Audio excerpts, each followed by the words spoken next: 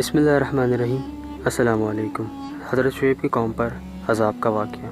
آپ دیکھ رہے ہیں ہمارا وائس چینل۔ اگر آپ چینل پر نئے ہیں تو چینل کو سبسکرائب کریں اور ہماری لیٹسٹ اپڈیٹ کے لیے بیل آئیکن پر کلک کریں۔ ویڈیو پسند آنے کی صورت میں لائک کمنٹ شیئر کرنا نہ بھولیں۔ حضرت شعیب شب و روز تبلیغ حق کرنے کے باوجود ان کی قوم میں سے بہت ہی کم لوگوں نے دین حق کو قبول کیا اور اکثریت نے تکبر و سرکشی کی بنا پر حضرت شعیب کا مذاق اڑایا۔ حضرت امام باقر ایک جگہ روایت فرماتے ہیں کہ اللہ تعالیٰ نے حضرت شعیب پر وحی نازل کی کہ تمہاری قوم کے 1,00,000 افراد کو عذاب میں مبتلا کروں گا۔ ان میں سے 60,000 لوگ نیک ہیں اور 40,000 لوگ گناہ گار ہیں۔ جس پر حضرت شعیب نے عرض کیا کہ اے خدا، گناہ گار تو عذاب کے مستحق ہیں، لیکن نیک لوگوں پر عذاب کس وجہ سے؟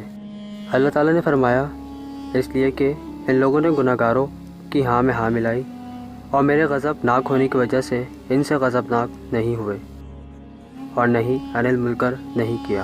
اس کے علاوہ اللہ نے قرآن میں ارشاد فرمایا کہ اور جب ہمارا حکم یعنی عذاب آ گیا تو ہم نے شعیب اور ان کے ساتھ ایمان لانے والوں کو اپنی رحمت سے بچا لیا، اور ظلم کرنے والوں کو ایک چنگھاڑ نے پکڑ لیا تو وہ اپنے ہی دیار میں الٹ پلٹ ہو گئے۔ سورہ ہود آیت نمبر 94۔ ایک جگہ اور نقل ہوا ہے کہ قوم شعیب پر 2 قسم کے عذاب نازل ہوئے۔ ظاہراً یہ ہے کہ ایک قسم کا عذاب مدین اور دوسری قسم کا عذاب عاقیہ کے لوگوں کے لیے تھا۔